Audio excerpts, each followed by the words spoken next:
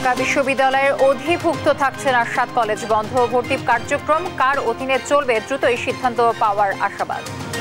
অধিভুক্ত সরকারি ৭ কলেজের শিক্ষার্থীদের ভর্তি কার্যক্রম পরিচালনা সংক্রান্ত পূর্ববর্তী যে সিদ্ধান্ত আমরা নিয়েছিলাম সেটি পরিবর্তন করে আমরা ১ বছর এগিয়ে এনে এবছর থেকেই অর্থাৎ ২০২৪-২৫ শিক্ষাবর্ষ থেকেই ঢাকা বিশ্ববিদ্যালয়ের অধীনে আর ভর্তি না নেওয়ার ব্যাপারে সিদ্ধান্ত গ্রহণ করা হয়েছে। দ্রুত নির্বাচন, স্বাধীন সার্বভৌম রাষ্ট্র গঠন সহ ৭ বিষয়ে বিএনপি ইসলামী আন্দোলন ঐক্যমত, পরস্পর বিষাদগার না করার অঙ্গীকার। শেখ হাসিনাকে ফিরিয়ে দিয়ে ন্যায় বিচারের পক্ষে থাকবে ভারত, আশা টবি ক্যাটম্যানের। সরকারকে প্রচেষ্টা চালিয়ে যাওয়ার পরামর্শ। পুতুলের দ্বৈত নাগরিকত্ব বিষয়ে দুদক থেকে কোনো চিঠি পায়নি পররাষ্ট্র মন্ত্রণালয়। মালয়েশিয়া যেতে পারবে আটকে পড়া ৮,০০০ কর্মী। ইভিএম এর মান নির্ধারণে জাফর ইকবালের সংশ্লিষ্টতা খতিয়ে দেখবে দুদক। ৮১২ কোটি টাকা আত্মসাতের অভিযোগে ১২ জনের বিরুদ্ধে মামলা। নৌপথের অঘোষিত সম্রাট কার্গো চালক শাহ আলম ৩৬ বছর ধরে জিম্মি শ্রমিক ফেডারেশন চাঁদাবাজিতে করেছেন শত কোটি টাকা সম্পদ। এবং ইসরায়েলের শর্ত মেনে নিল হামাস, গাজার উত্তরে ফিরছে লাখ লাখ ফিলিস্তিনি, সবার চোখে মুখে ঘরে ফেরার আনন্দ।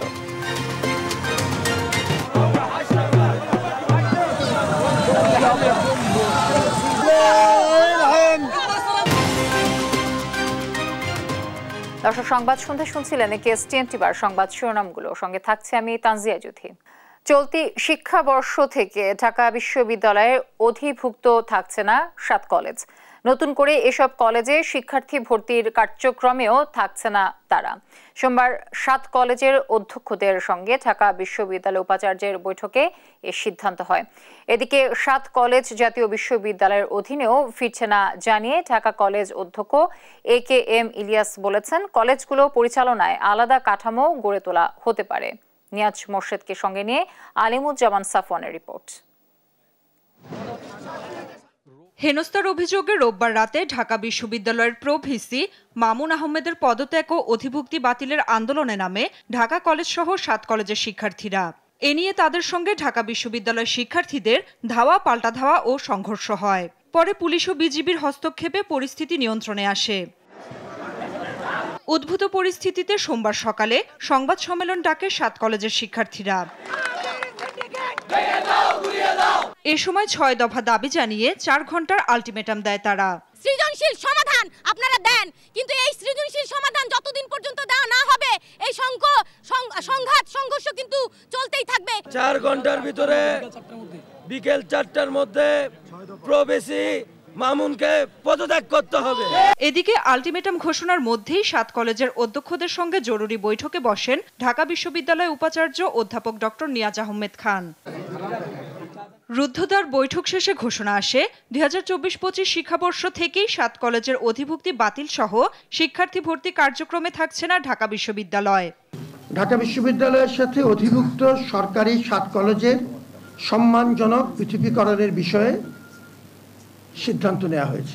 অধিভুক্ত সরকারি ৭ কলেজের শিক্ষার্থীদের ভর্তি কার্যক্রম পরিচালনা সংক্রান্ত পূর্ববর্তী যে সিদ্ধান্ত আমরা নিয়েছিলাম সেটি পরিবর্তন করে আমরা ১ বছর এগিয়ে এনে এবছর থেকেই অর্থাৎ ২০২৪-২৫ শিক্ষাবর্ষ থেকেই ঢাকা বিশ্ববিদ্যালয়ের অধীনে আর ভর্তি না নেওয়ার ব্যাপারে সিদ্ধান্ত গ্রহণ করা হয়েছে।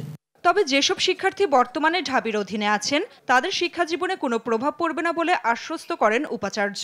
প্রয়োজন অনুযায়ী এদিকে ৭ কলেজ জাতীয় বিশ্ববিদ্যালয়ের অধীনেও ফিরছে না বলে জানিয়েছেন ঢাকা কলেজ অধ্যক্ষ AKM ইলিয়াস। ভর্তি পরীক্ষা কার অধীনে হবে সে বিষয়েও স্পষ্ট ধারণা নেই তার। না জাতীয় বিশ্ববিদ্যালয় না ঢাকা বিশ্ববিদ্যালয়, এর বাইরে তারা একটা অবশ্যই সুচিন্তিত মত দিবেন। তারা অবশ্যই এই বিবেচনায় বিষয়টা নেবেন যাতে এই দুই ধারার মাঝখানে আরেকটি সুন্দর প্রতিষ্ঠান গড়ে ওঠে, যেটি সত্যি সত্যি ছাত্রদের কল্যাণের জন্য কাজ করবে। আলাদা কাঠামো গড়ে তোলা হতে পারে জানিয়ে ঢাকা কলেজ অধ্যক্ষ বলেন, দ্রুতই ক্লাস এবং পরীক্ষা চালুর ব্যাপারে সিদ্ধান্ত আশা করছেন তারা। নাফিয়া ফারজানা, দেশ টিভি, ঢাকা। এদিকে রোববার রাতে ঢাকা বিশ্ববিদ্যালয় ও ঢাকা কলেজ সহ ৭ কলেজের শিক্ষার্থীদের সংঘর্ষের ঘটনায় ২৪ ঘন্টার মধ্যে বিশ্ববিদ্যালয় প্রশাসনের ক্ষমা প্রার্থনা, প্রো-ভিসির পদত্যাগ, নিউ মার্কেট থানার ভারপ্রাপ্ত কর্মকর্তাকে প্রত্যাহারের আলটিমেটাম দিয়েছেন শিক্ষার্থীরা। দর্শক, এ বিষয়ে বিস্তারিত জানাতে ঢাকা কলেজ থেকে সরাসরি যুক্ত হচ্ছেন সহকর্মী নিয়াজ মোর্শেদ। নিয়াজ, দাবির বিষয়ে কি বলছেন আসলে শিক্ষার্থীরা? যদি আপনাকে জানেন যে গতকাল থেকেই কিন্তু ঢাকা কলেজের সাথে এবং সেই সাথে ঢাকা বিশ্ববিদ্যালয়ের সাথে এক ধরনের সংঘর্ষের ঘটনা ঘটেছে এবং এতে বেশ কয়েকজন আহত হয়েছে। এবং আপনাকে একটু বলে রাখি যে তাদের যে দাবি এই 7 কলেজের পক্ষ থেকে যে ঢাকা বিশ্ববিদ্যালয়ের যাতে অধিভুক্ত থেকে তারা মুক্ত হয় এবং সেই সাথে সমস্ত যেন আলাদা একটা স্বতন্ত্র একটা বিশ্ববিদ্যালয় করা হয় এবং এই 7 কলেজের জন্য এটা কিন্তু দীর্ঘদিনের তাদের দাবি। এবং সেই দীর্ঘদিনের দাবির প্রেক্ষিতে কিন্তু গতকাল কিন্তু আসলে অনাকাঙ্ক্ষিত ঘটনা ঘটেছে।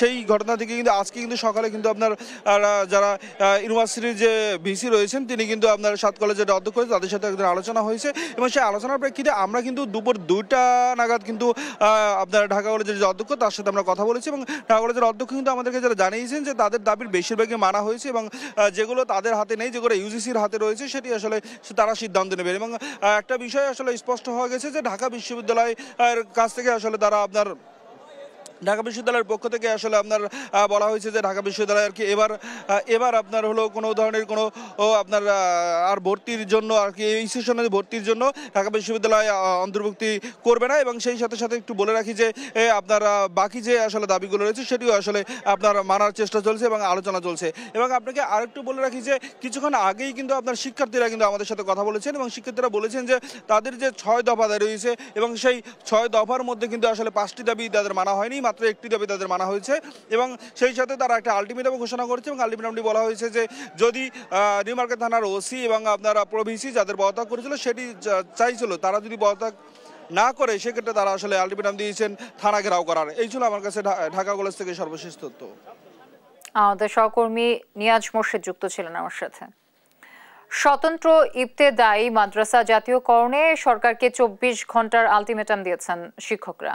শাহবাগে অবস্থান কর্মসূচি থেকে নির্ধারিত সময়ে দাবি না মানলে স্বরাষ্ট্র মন্ত্রণালয়ে ঘেরাওয়ের হুঁশিয়ারি দেন তারা। শিলুরায়ের রিপোর্টে বিস্তারিত।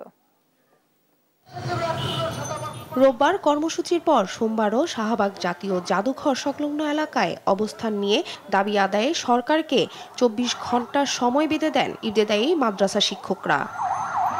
গতকাল রোববার প্রধান উপদেষ্টা কার্যালয়ের স্মারকলিপি জমা দিতে জাতীয় জাদুঘরের সামনে দেয়া পুলিশের ব্যারিকেড ভেঙে সামনে এগোতে চাইলে তাদের লাঠিপেটা, কাঁদানি গ্যাসের সেল নিক্ষেপ ও জলকামান থেকে পানি ছুড়ে ছত্রভঙ্গ করে দেওয়া হয়। এই হামলায় তীব্র নিন্দা জানান মাদ্রাসার শিক্ষকরা। আওয়ামী সরকারের পুলিশ পেটোয়া বাহিনী যে আছে আমরা জানতাম না। আমরা ভেবেছিলাম যে এখন থেকে আর শিক্ষকরা মার খাবে না, কোন জাতি আর মার খাবে না। পুলিশ বাহিনী এবং মিডিয়া বা যা কিছু আছে সারা বাংলাদেশে সব আমরা ঠিকঠাক হয়ে যাব। কিন্তু এই বর্তমান সরকারের পেটোয়া বাহিনী অর্থাৎ পুলিশ বাহিনী সেটা গামটি মারা আওয়ামী লীগের ছিল। আমাদেরকে গতকাল এই শাহবাগে আমাদেরকে নির্যাতনভাবে অসহায় শিক্ষকদেরকে একেবারে বর্বরতার সহিত মারপিট করেছে, গ্রেনেড হামলা করেছে, জলকামান নিক্ষেপ করেছে। আমরা এটা প্রত্যাশা করে নাই। 6 দফা দাবি থেকে 1 দফা স্বতন্ত্র ইবতেদায়ী মাদ্রাসার জাতীয়করণে সরকারকে মঙ্গলবার 2টা পর্যন্ত আলটিমেটাম দিয়েছেন শিক্ষকেরা। প্রাইমারি শিক্ষকরা সরকারি সকল সুযোগ সুবিধা ভোগ করছে, অথচ স্বতন্ত্র ইবতেদায়ী মাদ্রাসার শিক্ষকরা আমরা আজকে পর্যন্ত আমার চাকরির বয়স 14 বছর 10টা টাকাও পাই নাই। আমরা বেতন ভাতা আমাদের শিক্ষার্থীদের উপবৃত্তি থেকে আমরা বঞ্চিত, সরকারি সুযোগ সুবিধা থেকে আমরা বঞ্চিত। তাই আমাদের একটাই দাবি, সকল রেজিস্ট্রেশন প্রাপ্ত সকল স্বতন্ত্র ইবতেদায়ী মাদ্রাসা সরকারি প্রাইমারি নয় জাতীয়করণের দাবি। এক দফায় এক দাবি আমাদের জাতীয়করণ করতে হবে। আমরা এটা আমাদের ন্যায্য দাবি। স্মারকলিপি দিয়েছি, দেখিয়েছি যে উপদেষ্টা লিখেছে যে অবশ্যই বাস্তবায়ন করা হবে আমাদের সাধ্যমতো। এটা আমরা ক্লিয়ার না হওয়া পর্যন্ত আমরা আন্দোলন ছাড়ব না। এই সময় স্বতন্ত্র ইবতেদায়ী মাদ্রাসা প্রাথমিক বিদ্যালয়ের মতো জাতীয়করণে ঘোষণা না আসা পর্যন্ত আন্দোলন চালিয়ে যাওয়ার ঘোষণাও দেন তারা। শিউলি রায়, দেশ টিভি, ঢাকা। প্রয়োজনীয় সংস্কার দ্রুত শেষ করে নির্বাচনের ব্যবস্থা, দ্রব্যমূল্যের ঊর্ধ্বগতি রোধ, সাম্রাজ্যবাদ বিরোধী, সার্বভৌম রাষ্ট্র গঠনে জাতীয় ঐক্য গড়ে তোলা সহ 10 বিষয়ে ইসলামী আন্দোলন বাংলাদেশের সঙ্গে একমত বিএনপি।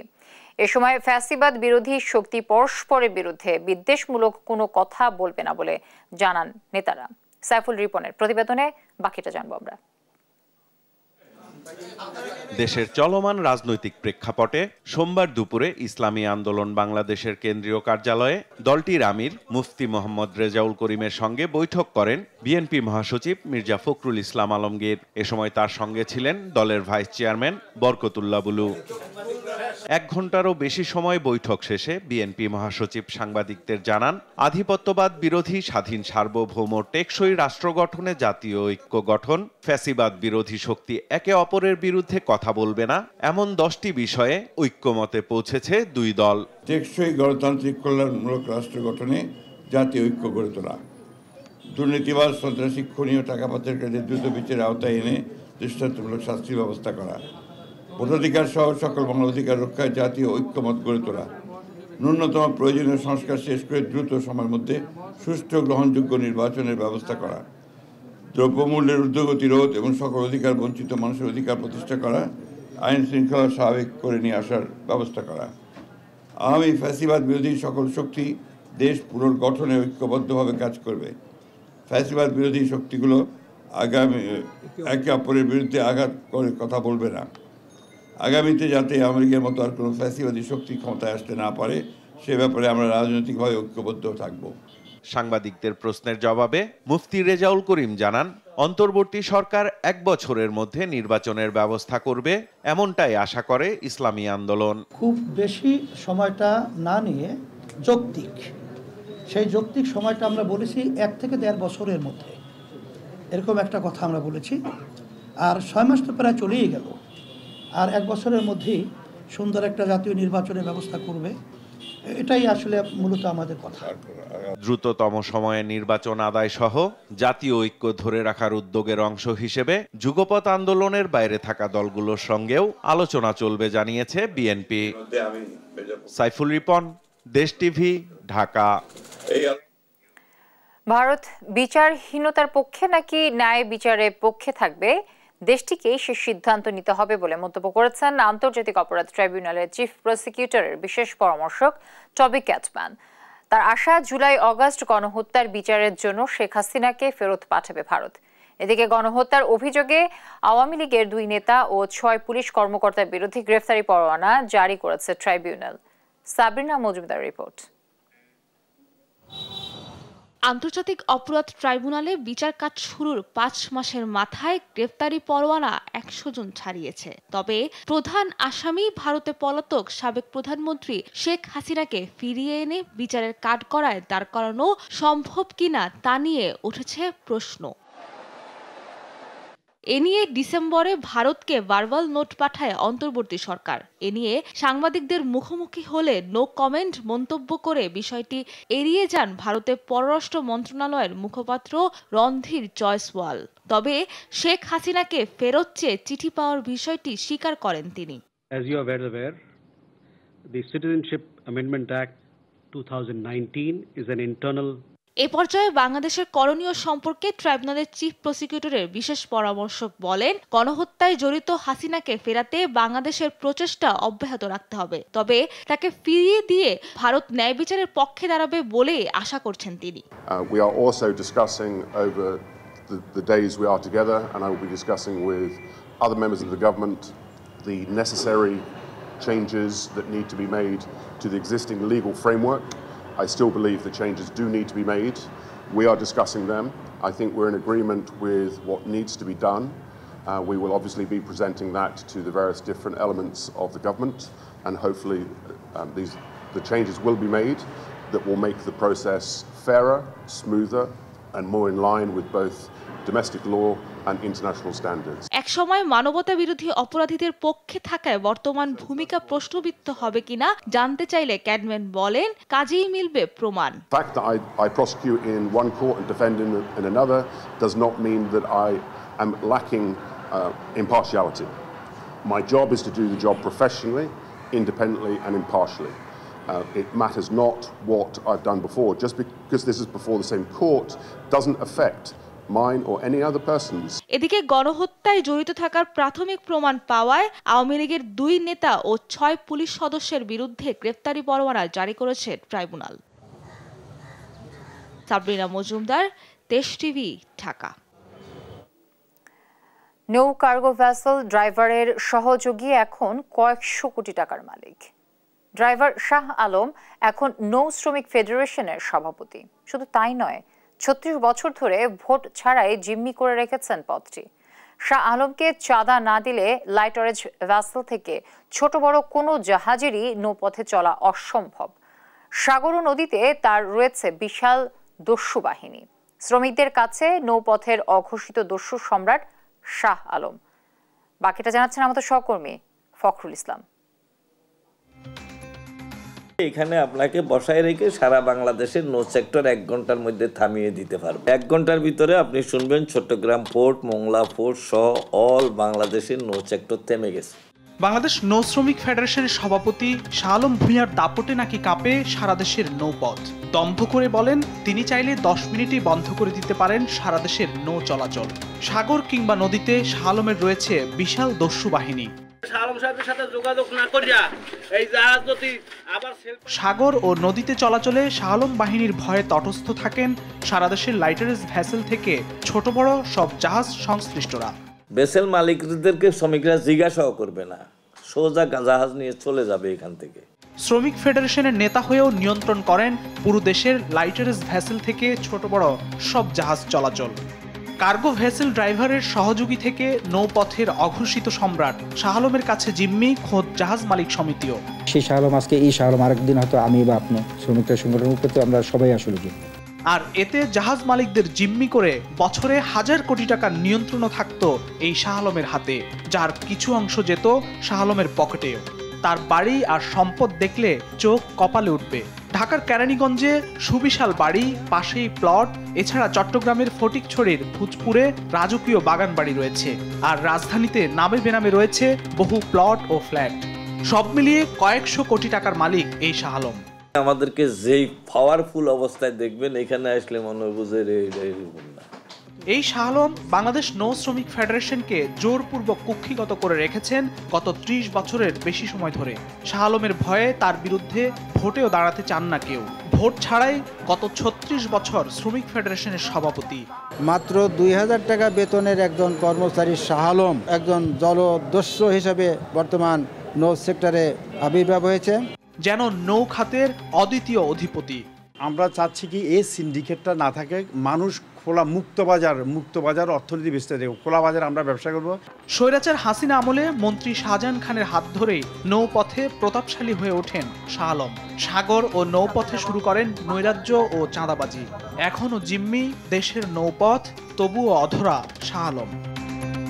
ফখরুল ইসলাম, দেশ টিভি, ঢাকা। শেখ হাসিনা কন্যা সাইমা ওয়াজেদ পুতুলের দ্বৈত নাগরিকত্ব বিষয়ে দুদক থেকে কোনো চিঠি পায়নি পররাষ্ট্র মন্ত্রণালয়। সোমবার পররাষ্ট্র মন্ত্রণালয়ের সাপ্তাহিক ব্রিফিংয়ে এ কথা জানানো হয়।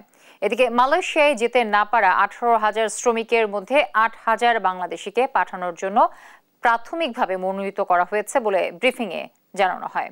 জান্নাতুল মোহনার প্রতিবেদন। সোমবার বিকেলে পররাষ্ট্র মন্ত্রণালয়ের সাপ্তাহিক ব্রিফিংয়ে মুখপাত্র মোহাম্মদ রফিকুল আলম জানান, ইতালি, সৌদি এবং মালয়েশিয়ায় অবস্থানরত প্রবাসী বাংলাদেশিদের এমআরপি এবং ই পাসপোর্ট দ্রুততার সাথে দেয়া হচ্ছে। সৌদিতে উমরা বা ভ্রমণিচ্ছু যাত্রীদের মেনিনজাইটিস টিকা বাধ্যতামূলক করেছে সৌদি সরকার বলেও নিশ্চিত করেছেন তিনি, যা কার্যকর হচ্ছে 10 ফেব্রুয়ারি থেকে। প্রবাসী বাংলাদেশিদের দ্রুততার সাথে মেশিন রিডেবল পাসপোর্ট এবং ই পাসপোর্টের ডেলিভারি প্রদানের বিশেষ ব্যবস্থা গ্রহণ করেছে মন্ত্রণালয়। বিগত 3 বছরের মধ্যে এই টিকা গ্রহণ করা হয়ে থাকে, তবে পুনরায় টিকা নিতে হবে না। এই নির্দেশনা 10 ফেব্রুয়ারি 2025 থেকে কার্যকর হবে। প্রাথমিকভাবে 7,964 জন শ্রমিকের একটি তালিকা সম্পর্কে অবহিত করেছে, যাদের তারা প্রথম পর্যায়ে মালয়েশিয়া প্রবেশের জন্য যোগ্য হিসেবে চিহ্নিত করেছে। সাইমা ওয়াজেদ পুতুলের দ্বৈত নাগরিকত্বের বিষয়ে দুদকের কোনো চিঠি পররাষ্ট্র মন্ত্রণালয় পায়নি বলেও ব্রিফিংয়ে জানানো হয়। সীমান্ত সমস্যা সমাধানে ও দ্বিপাক্ষিক সম্পর্কের বরফ গলা দুই জিনিস বলেও মন্তব্য করেন মুখপাত্র। দুর্নীতি মামলার আসামি সাইমা ওয়াজেদ পুতুলের হুয়ের দায়িত্বে না থাকার বিষয়ে ব্যবস্থা নিতে পররাষ্ট্র মন্ত্রণালয় দুদকের চিঠি মন্ত্রণালয় পেয়েছে কিনা, পররাষ্ট্র মন্ত্রণালয়ের কাছে এ ব্যাপারে এখন পর্যন্ত কোনো তথ্য নেই। বর্তমানে বাংলাদেশে 13 লাখ রোহিঙ্গার অবস্থান উল্লেখ করে বছরে 30,000 রোহিঙ্গা শিশু জন্ম নিচ্ছে বলেও জানান তিনি। বাংলাদেশের রোহিঙ্গা ক্যাম্পে প্রতি বছর আনুমানিক 30,000 নতুন শিশু জন্মগ্রহণ করে। জান্নাতুল মোহনা, দেশ টিভি, ঢাকা। আমিও তো টাকা রাখি, কিন্তু আবার উঠেই খাই ফেলাই। তারপর ভিডিও দেখে একটা সেভিংস অ্যাকাউন্ট করে ফেললাম। বিকাশের মাধ্যমেই আমি টাকাটা ব্যাংকে জমাচ্ছি। অপচয় না করে আমরা যা রুজি রোজগার করি, এটাকে আমাদের আসলে সঞ্চয় করা প্রয়োজন। বিকাশ অ্যাপে ডিপিএস, টাকা জমায় সারা দেশ। শাহজালাল বিমানবন্দর, সিলেট ওসমানী বিমানবন্দর ও কক্সবাজার আন্তর্জাতিক বিমানবন্দর নির্মাণ প্রকল্পে 812 কোটি টাকা আত্মসাতের অভিযোগে শেখ হাসিনার সাবেক সামরিক উপদেষ্টা তারিক সিদ্দিক, সাবেক সচিব মুহিবুল হক সহ 12 জনের বিরুদ্ধে আলাদা 4টি মামলা করেছে দুদক। এছাড়া বিগত নির্বাচনগুলোতে ব্যবহৃত ইভিএম এর মান নির্ধারণ নিয়ে ডক্টর জাফর ইকবালের সংশ্লিষ্টতা খতিয়ে দেখবে দুদক। আরও জানাচ্ছেন ফজলাদিত্য। সাবেক প্রধানমন্ত্রী শেখ হাসিনার সামরিক উপদেষ্টা তারেক সিদ্দিকী ক্ষমতার অপব্যবহার, দুর্নীতি ও জালিয়াতির মাধ্যমে গড়েছে সম্পদের অডেল পাহাড়। শুধু তাই নয়, শেখ হাসিনার যত সামরিক অবকাঠামো প্রকল্প রয়েছে তা অবৈধভাবে নিয়ন্ত্রণ করতেন তিনি।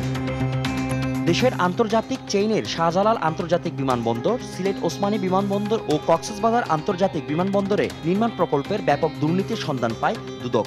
এসব প্রকল্পে অযোগ্য ঠিকাদার নিয়োগ, প্রকল্পের ব্যয় বৃদ্ধি সহ নানা অনিয়মের মাধ্যমে 812 কোটি টাকা আত্মসাতের অভিযোগে শেখ হাসিনার সাবেক সামরিক উপদেষ্টা তারেক সিদ্দিকী, সাবেক সচিব মুহিবুল হক সহ 12 জনের বিরুদ্ধে আলাদা 4 মামলা করেছে দুর্নীতি দমন কমিশন।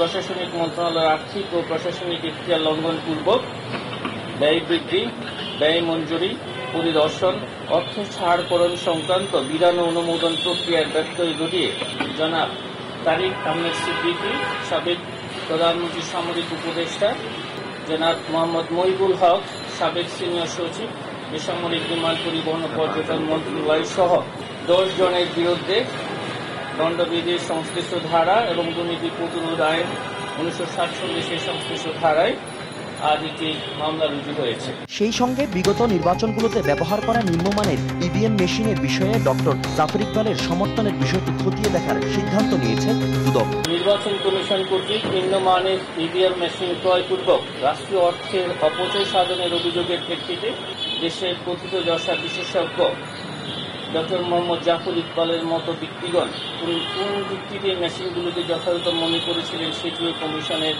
দৃষ্টিগোচরে আনা আবশ্যক মর্মে প্রতিমান হয়েছে তিনের নিকট। এদিকে বাংলাদেশ ব্যাংকের ডেপুটি গভর্নর এসকে সুরের ভল্ট থেকে বিপুল পরিমাণ বৈদেশিক মুদ্রা ও 5 কোটি টাকা জব্দ করেছে দুর্নীতি দমন কমিশন, যা বাংলাদেশ ব্যাংকের হেফাজতে রাখা হয়েছে। ফজলাদিত্য, দেশ টিভি, ঢাকা। গাজার উত্তরে ঢল নেমেছে হাজার হাজার ফিলিস্তিনির। হামাসের পক্ষ থেকে আরবেল ইহুদির মুক্তির নিশ্চয়তার শর্তে উত্তরে ফেরায় বাধা তুলে নেয় ইসরায়েল। এতে উপত্যকা জুড়ে সৃষ্টি হয় উৎসবমুখর পরিবেশ। যুদ্ধবিরতি কার্যকরের পর প্রথমবার নিজ ঘরে ফিরছে এসব বাস্তুচ্যুত মানুষ। লুৎফর কবিরের রিপোর্ট। শেষ হচ্ছে প্রিয় মুখ দেখার অপেক্ষা, আর তর সইছে না বাস্তুচ্যুত লাখ লাখ ফিলিস্তিনির। 1 বছরের অপেক্ষার পর ফিরছে আপন নিবাসে। গাজা উপত্যকার নানা প্রান্তে ছড়িয়ে ছিটিয়ে থাকা বাস্তুচ্যুত ফিলিস্তিনিরা উত্তরে ছুটছে, যারা ইসরায়েলের আগ্রাসনে পালিয়ে সেখান থেকে সরে যেতে বাধ্য হয়। যুদ্ধবিরতির চুক্তি অনুযায়ী উপকূলের একটি প্রধান সড়ক ধরে রোববার পায়ে হেঁটেই ঘরে ফিরতে হচ্ছে। তবে কেউ কেউ আবার ঘোড়ার গাড়িতে বা ছোট ছোট মোটরে চেপে গন্তব্যের পথে। পরিবারের কাছে যাচ্ছি, বাবা মাকে অনেকদিন পর দেখতে পাবো। তাদের 15 মাস দেখিনি। যেভাবেই হোক তাদের কাছে পৌঁছাতেই হবে। আমি আর অপেক্ষা করতে পারছি না। আমিও পরিবারের সঙ্গে মিলিত হতে যাচ্ছি। এ এক দীর্ঘ যাত্রা। আমি এখানে 3 দিন বসে আছি, খুবই ক্লান্ত হয়ে পড়েছি। এখানে আর ফিরতে চাই না। কেউ কেউ বাড়ি ফেরার এমন ঘটনাকে ঐতিহাসিক মুহূর্তের সঙ্গে তুলনা করে বিজয়ের চিহ্ন দেখায়।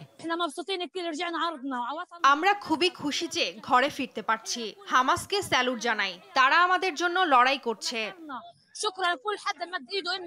হামাস ইসরায়েলের যুদ্ধবিরতির চুক্তি শর্ত অনুযায়ী দক্ষিণে অবস্থানরত বাস্তুচ্যুত ফিলিস্তিনিরা ফিরতে পারবে গাজার উত্তরে।